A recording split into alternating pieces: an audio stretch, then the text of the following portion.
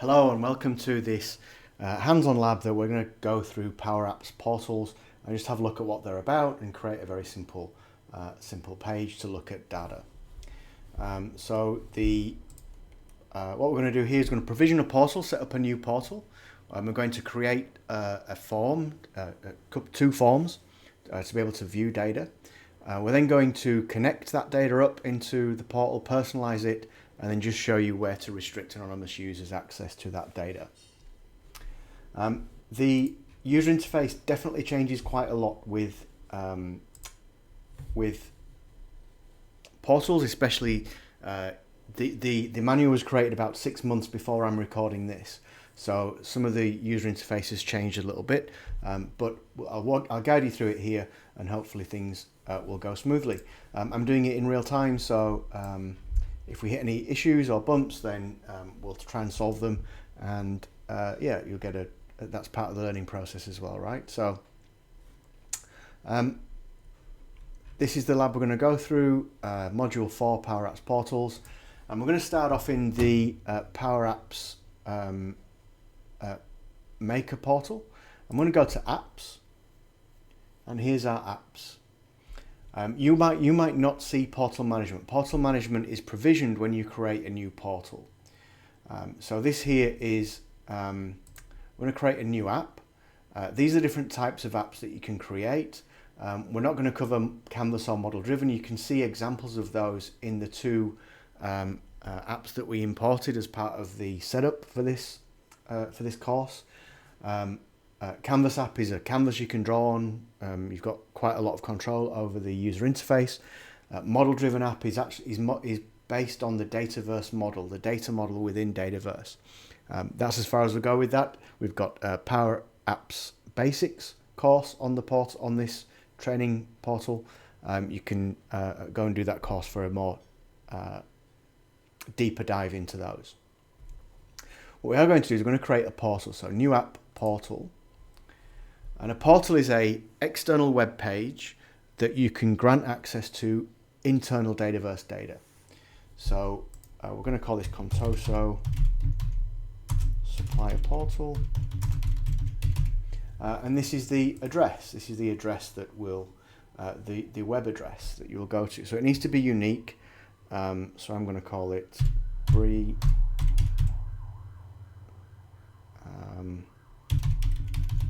Supplier. Let's see if that's available. Yep. This just needs to be unique for yourself. Let's just create a unique one there. We're going to ignore these two settings here and just click on create. Now it can take a while to provision a site. It's going to go off and do that now. It can take 5 to 10, 15 minutes sometimes to create these sites, especially if you don't have this portal management app available. Now, even when it has finished, there's still a bit of setup happening in the background. So, yeah, we've got a couple of checks to do once it has been provisioned. So I'm going to go on pause. It can take time. It can take 5, 10, 15 minutes. So I'm going to go on pause and wait for that to appear. Okay, so that has provisioned, and we can see there that we've got this Contoso Supplier Portal and this Portal Management app. Now, before you go any further, go into the Portal Management app and just make sure that you can see a full list of these things here. If there are not this full list, if there are only like 2 or 3 here and 2 or 3 here, then wait for a few more moments, and maybe wait another 10-15 minutes and wait, and then keep going in here until you see all of these options here.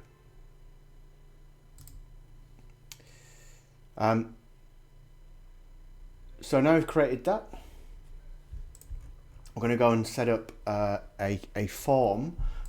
So how Power Apps portals work is they rely on the data model, and they rely on forms and views that are within that data model. So what we're going to do is update the data model with a specific form that we're going to expose on the website. So I'm going to go into the maker portal here, the Power Apps maker portal. Just open up another tab. I'm going to go into data and tables. I'm going to open up the data, the device order table. And if we go to views, forms, we're going to add a form because we want to be able to add data as well. So I'm going to go to forms and click on add form, and what we want to do is add a main form. So we're not going to cover what different form types are, but just know that main form is a web page type of form that has specific components like tabs and things that you can see here. What we're going to do with this form is we're going to update it. We're going to take out this, go to timeline and delete that. And we're going to click on the general tab, and we're going to go under formatting and make it a 1-column format. So now we can see the fields here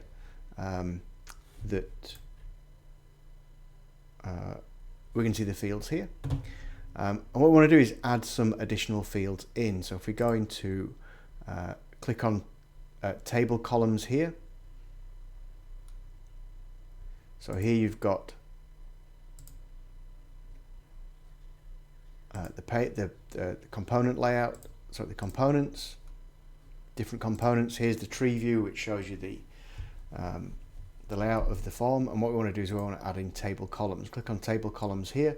So I've expanded this out to see these options here, which help. So table columns, we want to drag over some additional columns. So we're going to have price. And I'm going to have comments.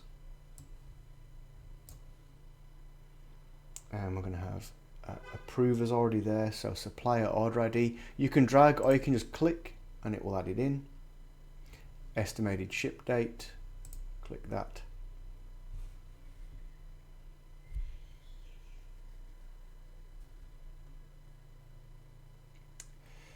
So what I want to do is make sure that they are in this order that's in the lab document.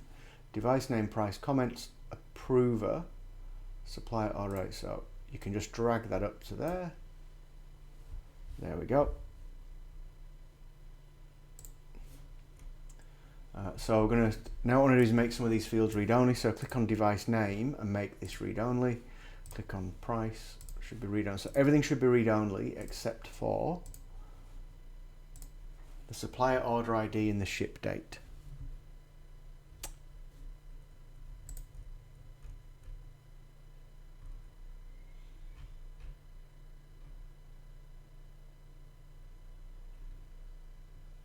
Yep, awesome. Yep, great. That is read only anyway. So now it looks like that. We're going to go into here and click Save As, and we're going to rename this to Supplier Form.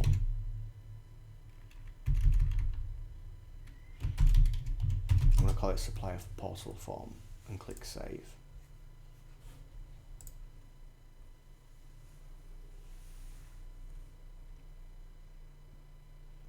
Now once it's saved, it can take a few seconds to save it. There's one final step we need to do. We need to click on Publish to make sure that that is available to us. Click on Publish, and that will then go and publish it, and it's available for everything else.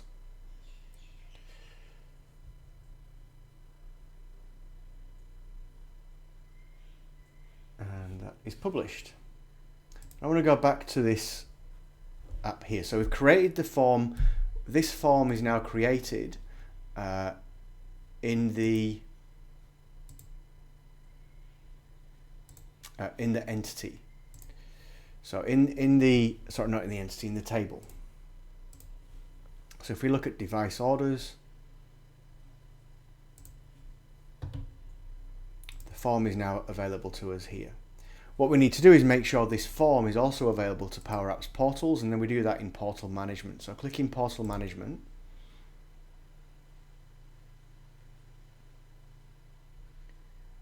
And I'm actually going to delete this one because I don't need this one anymore. it's this one that we're working with.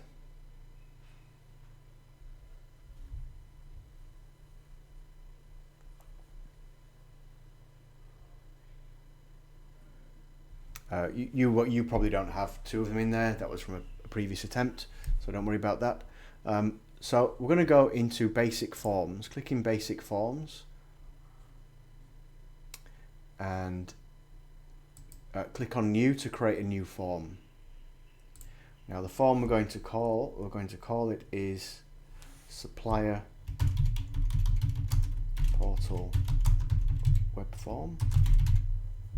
The table. So you notice here it's read only because it's actually looking for it over here. So click on device. This is a part of the Power Platform where it's still quite, it's still got some of the legacy user interfaces here. Supplier portal form. The tab name we want is general. The mode here is edit, and the record source type is query string. And the website. Now we want to choose our website here. Now it's not showing there, so if you just click on the hourglass, it will then show up, and it is that one that we're after. So it's going to show on this, and we're going to enable table permissions. I'm just going to save that. So they're the settings that you should have. Click on save, and that's now created that basic form for us to use inside our website. Our portal. So we're now going to go into the Contoso supplier portal. Now if we click directly on the button, on the link there, it's going to take us to our actual portal. So this is the out of the box portal. Notice the URL. Here are the pages that are out of the box.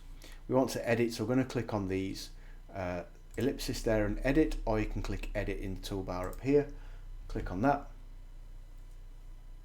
and it's going to open up the app. I'm just going to change this headline just to be something like Contoso suppliers portal.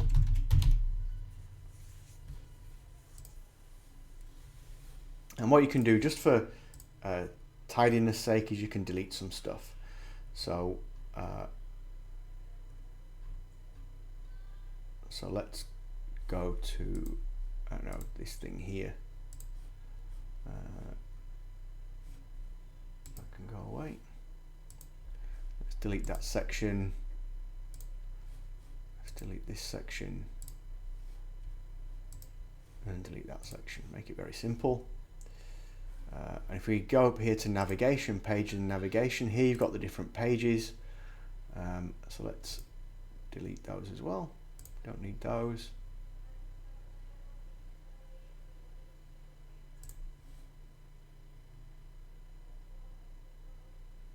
So here's you can see here's the navigation at the top there.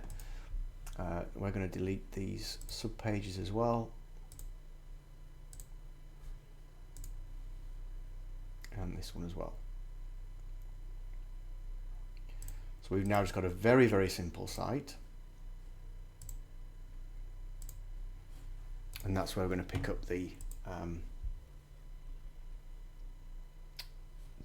manual again from page 9. So we're going to go create a new web page. So underneath home, we're going to click on this ellipsis and click on add a child page. It's going to add a child page, and by default it's going to give us this web page. We don't want that, so I'm going to delete that text box, and we want to add a component to the web page. So here's all the different. So this is navigation, this is components, this is themes where you can customize things. This here is certain page templates you can use. And here's settings for the app. We're going to go in components and add a component. We're going to go to list and drag that over. I'll just click on that. So this is the component. So we're drawing the component we're drawing the page essentially. We're drawing the web page, and we've chosen a list, but we need to configure the list over here on the right hand side. So the name, we'll call it device orders. the table name that we're going to use is device orders, device order, and it's going to show the active device orders. So I want it to show the active device orders.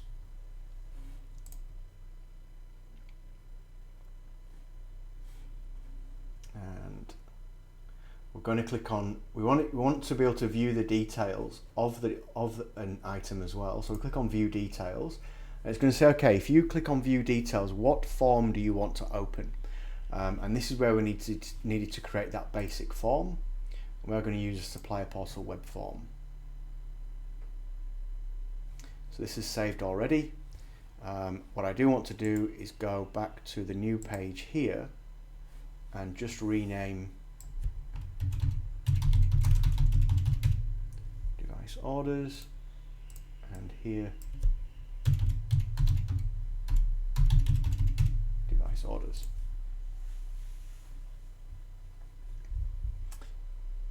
And it's saved. So now I'm going to click on browse website, and browse website will open up, and you'll see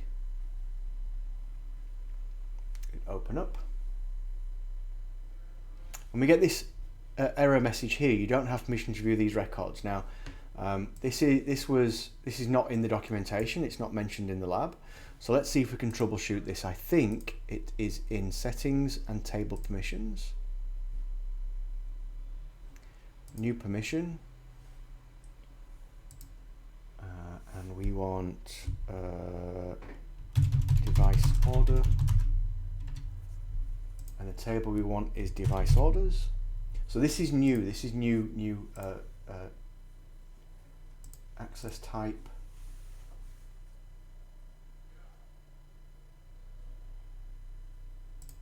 All roles. And we'll go read, write, and that's it. Click on save. So this is new. So just review that, and then no child permissions. So click on save, and yes. Now this should fix up the issue I was having before. So now I go here and refresh. Still don't have permissions.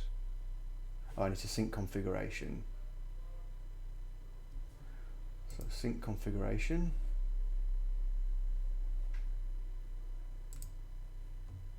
And then let's try and open up the web page again from scratch and see if that works. So this is the home page, go into device orders. Still don't have permissions.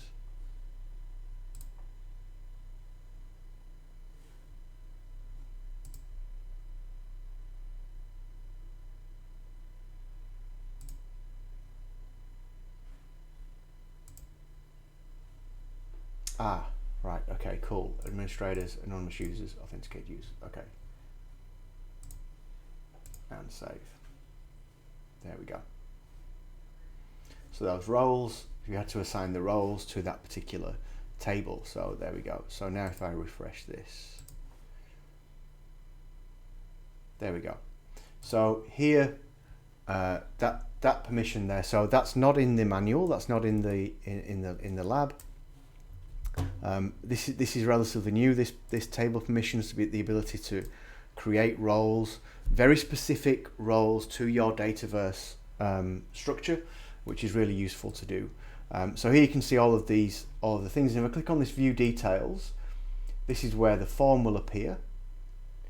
That we created the form, and you'll notice that these here are read only. And then as a supplier, I can then type in that's the order ID. And the ship date is going to be on the whatever date that is, and that will now write back into Dataverse. And you can go away and test that. You can test that out for yourself and see how that works.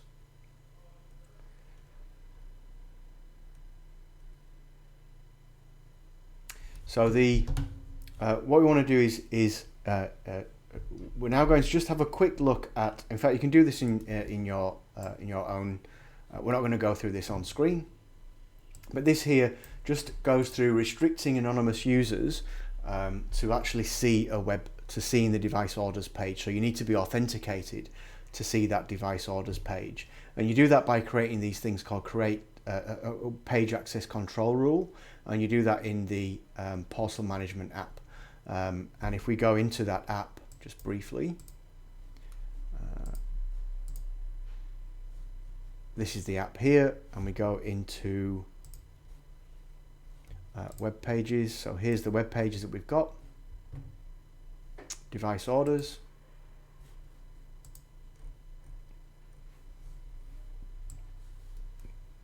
And you see here you've got access control rules, and you would add a new one. And let's say restrict to authenticated. The website, again, you click on that and I'll bring it up, and the web page is that page, and the right is restrict read to all content,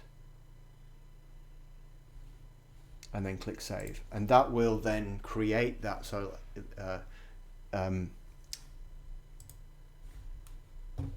web roles, add existing web role, and this would need to be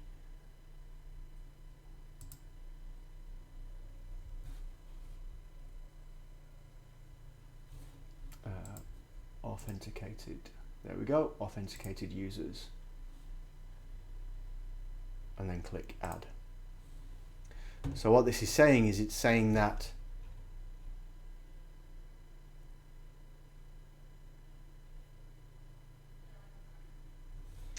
restricting the read except for authenticated users,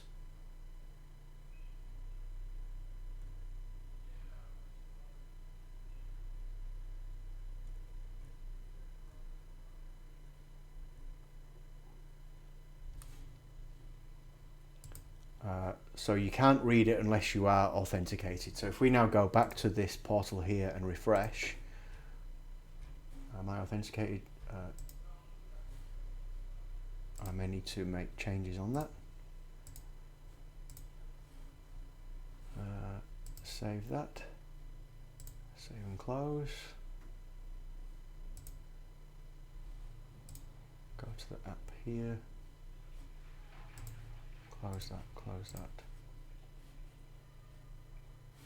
Browse the website. Let's see if that's worked.